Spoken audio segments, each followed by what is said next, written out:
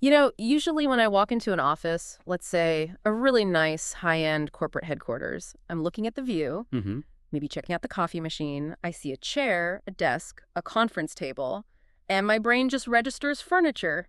Right. Someone picked a color, someone wrote a check, and, end of story. That is the sane, normal reaction. That's what you're supposed to see. Right. But after spending the last few days with this stack of documents you brought in, I mean, we're talking confidential training manuals, strategic pricing playbooks, dossiers on industry giants, I realize that view is, well, it's charmingly naive. It is. It's the surface level. It's Yeah. what they want you to see. Because according to these sources, we aren't talking about interior design. We Right. are talking about a high-stakes game of political alignment, risk mitigation, and frankly, some pretty aggressive financial engineering. Exactly. Yeah. We're diving into the world of contract furniture, but not the stuff you buy for a home office at a big box store. We are looking at the enterprise-level projects over $5 million. The top 1%. The top 1% of the industry. And at that level, I promise you, nobody cares if the chair is pretty. It's about mastering what the sources call the invisible architecture of the deal. Invisible architecture. I want to unpack that. Because our mission today is to decode this playbook. Whether you're in sales, procurement, or just listening to this while sitting in an office chair wondering how it got there. This is going to be a bit of a red pill moment. Oh, for sure. We've got intel on giants like Hemworth, disruptors like 9 to 5 seating, and the really dark stuff like the poison pill specification. That's my favorite part, the dark arts of the spec. It's where the war is actually won. We'll get there. Yeah. But let's start with the strategy, the invisible sale. The documents open with a concept called stakeholder mapping. Now, my assumption, the rookie assumption, is that you sell to the person with the checkbook. And that's how you lose the deal. See, in enterprise business, there is no single buyer. There's a buying committee.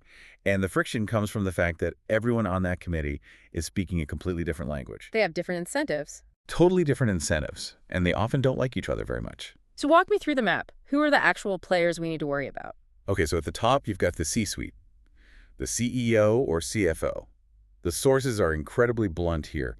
Do not talk to them about furniture features. They do not care about lumbar support. Seriously? Not at all. They do not care about mesh versus fabric. So if I'm pitching a CEO and I start talking about ergonomic certification, I'm dead in the water. You're wasting their time. They care about two things, talent retention and total cost of occupancy. They are looking at a 10-year horizon. So will this office make people want to come back to work? Exactly. And how does this asset depreciate? They want to know if this purchase lowers their operational risk. That's it. Okay, so C-suite is big picture finance and people strategy, but they aren't the ones living with the headache of installation. That's the IT department, right? Right. And this is where deals often die. The IT department is the friction point. You can sell a CEO on a beautiful collaborative vision, but if you show the IT director a table that is a nightmare to wire, They'll kill it. they will kill it. Their trigger words are cable management and data security. It's strictly functional for them. Completely. They want to know, can I plug in a laptop without crawling on the floor? And are the wires hidden so they don't look like spaghetti? If you ignore IT or if you make their life hard, you don't have a deal. And then you have the third leg of the stool, the architects, the A&D firms. The guardians of the vibe. They care about design integrity. They spend months designing a lobby to look a certain way. They don't want a clunky, ugly task chair ruining the aesthetic they've sold to the client. So as a seller or even as a savvy buyer, you realize this is an act of diplomacy. It is. You have to code switch.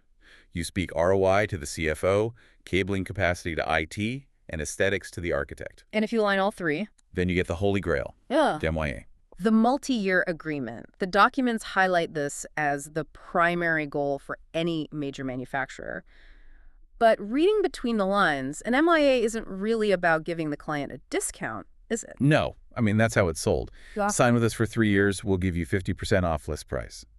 But from the seller's side, an MYA is about margin protection. It's about building a wall. A wall around the client to keep everyone else out, to stop them from shopping around. Right. If I lock you into a 3 to 5 year contract, I stop you from going to a competitor every time you need 10 new desks. It creates a massive barrier to entry. And there are clauses in these documents that are, well, they're brilliant, but they're sticky. You're talking about the evergreen clause. The evergreen clause. Yeah. It's essentially retention by inertia. How does that work? The contract stipulates that the agreement auto-renews usually for another full year, unless the client actively sends a written cancellation notice 90 or 120 days before it expires. So if the contract ends in December and you forget to send a letter in like August? You are locked in for another year. And companies forget all the time. Procurement teams turn over, people lose track of dates.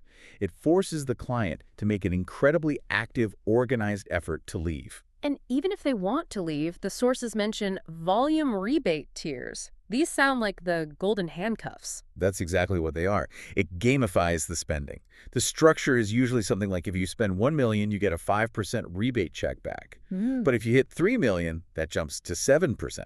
So if I'm a procurement officer and I'm sitting at 2.5 million spent and I'm thinking about switching vendors, You realize you're going to lose that retroactive rebate on the first $2.5 million if you switch now. It makes switching financially painful.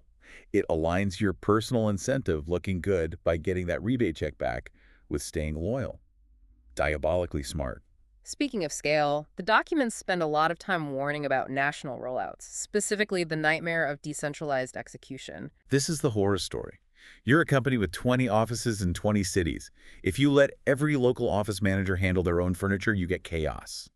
Brand inconsistency, different pricing, Different warranties, a total mess. a mess. So what's the fix? The pilot program. You never just roll out. You treat 3 to 5 locations as a laboratory. You validate every SKU, every fabric, every data port, and you create a run book. A run book. Think of it like a franchise manual for a burger chain. Photos, installation guides, exactly how the chair should be set up, which way the power outlets face. You prove it works in the pilot, then you hand that run book to the other 20 cities. If you try to scale without the run book, you're just scaling mistakes. You got it. Okay, so that's the macro strategy. But let's zoom in. The sources say the real battle, the actual war, is fought in the specification phase. There's a stat here that blew my mind. 80% of projects are won or lost during specification months before a purchase order even exists. This is the dark art section. This is where the game is actually played. By the time a client asks for a price, quote, the decision has usually already been made. Technically. Because the requirements were written to favor one specific winner. Exactly. We call it specification mastery. Yeah. You have 3 types of specs. Proprietary, which is simple. By the Herman Miller Aaron. No substitutes. Which is rare in governmental or public bids, right? You usually have to be open. Right. You can't legally just say buy brand X. So you have performance specs. I need a chair that holds 300 pounds and is black. That's truly open. But the third type, the prescriptive spec. That's the weapon. The hybrid. And this is where the term poison pill comes in. I love this terminology. How does a furniture salesperson use a poison pill? It's about ghostwriting. The specification for the architect. You act helpful. You say, hey, let me help you write the technical requirements for this tender. But you slip in specific technical details that only your product can meet. Can we look at the specific example in the dossier, the Hayworth Zodi chair? Sure. So Hayworth has a patented feature called PAL asymmetrical lumbar support. It means you can adjust the back support on the left side differently than the right side. Which sounds nice, I guess, but is it necessary? It's a great feature, sure. But is it absolutely critical for an office chair? Arguable. However, if I'm the Hayworth rep, I help the architect write the spec line. Task chair must feature independently adjustable asymmetrical lumbar support. And suddenly, it's not about brand, it's about compliance. Precisely. On paper, it looks like a fair competition. Anyone can bid. But legally, if your chair doesn't have asymmetrical lumbar, you are non-compliant. You're disqualified. The Zodi is the only chair that fits the lock. It is. That is ruthless. And the documents mention you can do this with warranties, too. The warranty lock. This targets the cheaper competitors. You write a spec that demands a 12-year non-prorated warranty, including upholstery and labor. And why does that kill the competition? Because the low-cost importers, the guys making cheap knockoffs, usually limit their fabric warranty to 3 or 5 years. Or they prorate it, meaning in year 5 they only cover 50% of the cost. If the spec demands 12 years full coverage, the cheap options are gone. You've legally engineered them out of the deal. So let's flip the board. Say I'm the competitor. I'm looking at this spec that was clearly ghostwritten by Hayworth. How do I fight back? The sources talk about the substitution attack. This is hard to do, but satisfying when it works. You can't just say, we are the same. That's weak. You have to say, we are better where it matters. You attack the criteria itself. Give me an example. Liability. Corporate clients are terrified of lawsuits.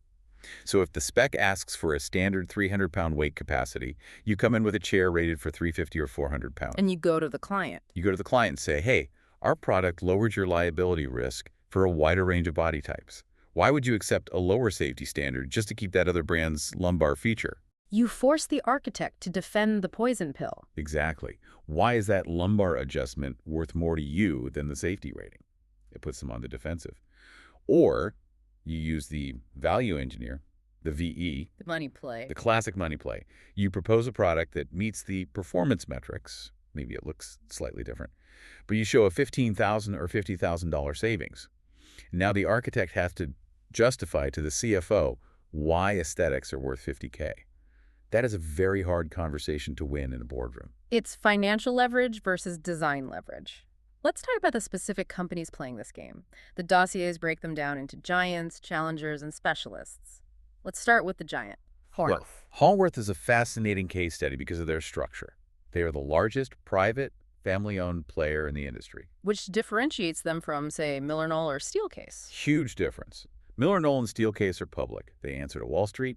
They have to hit quarterly earnings targets. Hallworth doesn't. They can play the long game. And the sources suggest this makes them aggressive on price. Very. There's a quote in the playbook. If Miller-Knoll offers 65% off, Hallworth says 71%.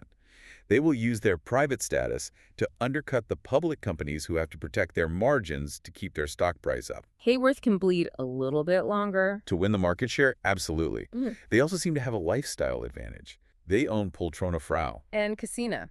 These are ultra-luxury Italian brands. This allows Hayworth to play both sides of the fence. They can sell you the 500 gray cubicles for the staff, but they can also sell the $10,000 hand-stitched leather sofa for the CEO's office. It's a dual market strategy. Okay, who's coming for the giant? The Challenger dossier highlights 9-to-5 seating. 9 to 5 is the margin builder. Yeah. They're owned by Flock now, but their DNA is speed and value. They aren't trying to be the most luxurious. They are trying to be the smartest allocation of funds. The playbook mentions using them to save a bid. How does that work in practice? Let's say you're an architect. You've designed a gorgeous office, but the bid comes in $100,000 over budget. The client is about to cancel the project. You need to cut costs fast. But you don't want to lose the cool furniture in the lobby. Right. So you keep the expensive Hannelworth or Steelcase chairs for the boardroom and the lobby, the places clients see. But for the 200 task chairs in the back office, you switch the spec to 9 to 5. You might save $40,000 right there. And the quality's still good. The quality's still good, but you save the budget. And they have that speed advantage too. The at NCE program At once. ships in 24 to 48 hours. In an industry where lead times can be 12 to 16 weeks, being able to get chairs in 2 days is a massive weapon. Then we have the specialists. Let's talk about Technion. Technion is the vertical integrator. They are unique because they own their supply chain deeper than anyone else. They don't just assemble parts. They own the glass plant, the laminate plant, the metal bending. So their superpower is saying yes. Yes to customization. If you want a desk that is 3 inches longer than standard or a weird purple finish, the big giants might say no because it disrupts their automated assembly lines. Technion says yes. But the dossier lists this as a double-edged sword. What's the trap? The trap is replenishment. If you buy a custom special from Technion, you are married to them. Because you can't buy a replacement part from anyone else. You can't even buy it easily from them 5 years later. It was a custom run. Good luck finding that specific purple laminate in 2030. That customization creates a massive dependency. And finally, the vibe shift, OFS. OFS is interesting. Their identity is warmth of wood. They started as a wood furniture company. As offices became less corporate and more hospitality-focused, what they called residential OFS exploded. Resimercial, terrible word, but I get the concept. It's accurate, though. If a client walks into a showroom and says, the Steelcase stuff feels too cold, too sterile, you flip to OFS. You bring in that timber feel, the softness. It changes the emotional tone of the space. Let's shift gears to operations. We've sold the furniture, the spec is locked. Now we talk money.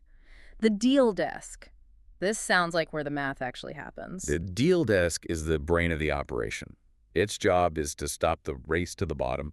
Salespeople always want to lower the price to win the deal. The deal desk says, stop. You have to use blended margins. Explain that mess to me. Okay, so not all furniture is created equal. You have profit centers and access categories. Systems, furniture, cubicles, panels, That is high margin. You might make 40 or 50% there. It's proprietary, hard to price check. And the access categories. Things like flooring or simple cafe tables, those are commodities. Everyone knows what a square foot of carpet costs. So you might actually lose money on the flooring. You bid it at negative margin just to win the total bid. Knowing you'll make it back on the cubicles. Exactly. You look at the margin of the whole deal, not line by line. If you try to make 40% on everything, you'll lose the bid. You have to bleed in the open to harvest in the dark. That is fascinating. And what about non-price levers? The documents say you can win without lowering the price at all. This is smart negotiation. Instead of giving a bigger discount, you offer better payment terms, like 210 net 30. Which means? If the client pays the invoice within 10 days, they get a 2% discount. This helps the dealer's cash flow immensely. In this industry, cash flow is often more valuable than a small percentage of profit margin.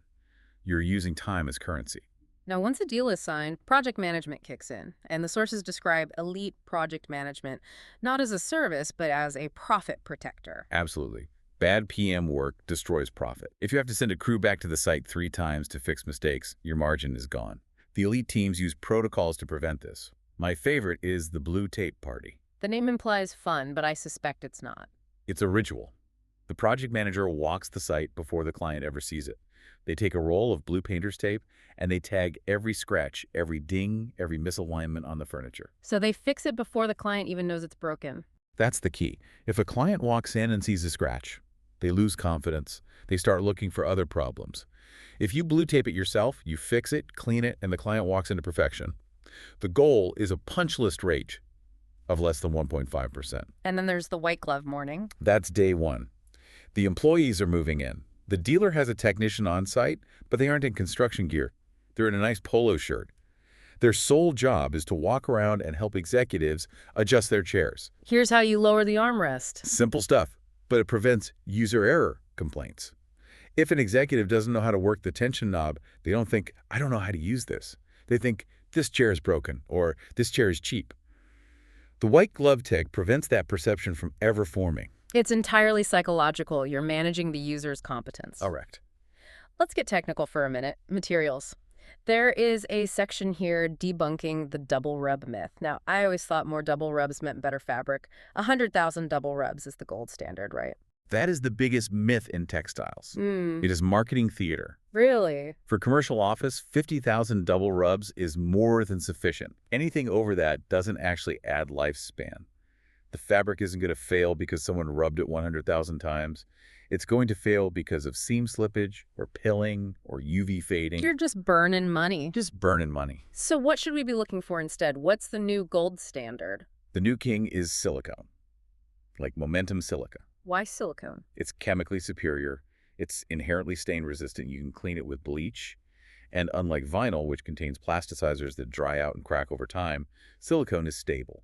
It doesn't crack. It's the future of durable fabrics. And for healthcare, the standard is krypton. Yes. Krypton isn't just a fabric. It's an engineered system. It has a liquid barrier integrated into the backing.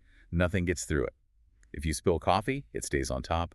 If you spill blood, it stays on top. Let's zoom out to the macro trends. The sources look at the 2025-2030 timeline.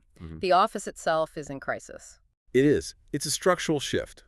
Vacancy rates are hovering near 20% in major cities, but it's bifurcated. We're seeing a flight to quality. Meaning the nice buildings are winning. Class A buildings, the ones with the gyms, the light, the air filtration, are full. They are winning. Class B and C buildings, the old beige cubicle farms with low ceilings, they're becoming obsolete. And this hybrid reality plays into this. It changes what furniture gets bought. Think about it. Why do you go to the office now? You don't go to do heads-down work on a spreadsheet. You can do that at home. You go to collaborate, to meet people. Less cubicles, more couches. Exactly. The demand is shifting from systems furniture to ancillary furniture lounge seating, cafe tables, acoustic pods. The office is becoming a club. That's where the growth is. And finally, the AI impact. This is the wild card. Generative design is automating space planning. You used to need a designer to spend a week laying out a floor plan. Now AI can generate 50 options in seconds. So where does that leave the dealer? If the design is automated, what are they selling? It shifts their value. They can't just be design services or order takers anymore. They have to be strategic advisors. They have to help clients understand how to work, not just where to sit. So, bringing this all together, it seems like the furniture industry isn't really about selling products anymore. No. If you look at the best players, the top 1% we talked about, they aren't selling chairs. They're selling a de-risked platform. They're selling certainty. Certainty in an uncertain world. Certainty that the project will be on time, that the warranty will hold up, that the company won't go bust. Precisely. In a market where products are becoming commoditized, where a 9 to 5 chair is good enough compared to a Hayworth, the only competitive moat left is trust. Trust built through that deep technical mastery we discussed. Knowing about the poison pill specs, the blue tape parties, the silicone fabrics. And the ability to predict problems before they happen. That's what the client is actually paying for. They are paying for sleep. It puts a whole new perspective on the office. Next time I walk into a conference room, I'm going to be looking under the table, Checking for cable management. checking if it's a poison pill that got us there. It probably is. This has been incredible, the invisible architecture of the deal. I'll never look at a task chair the same way again. It's a fascinating world once you peel back the upholstery.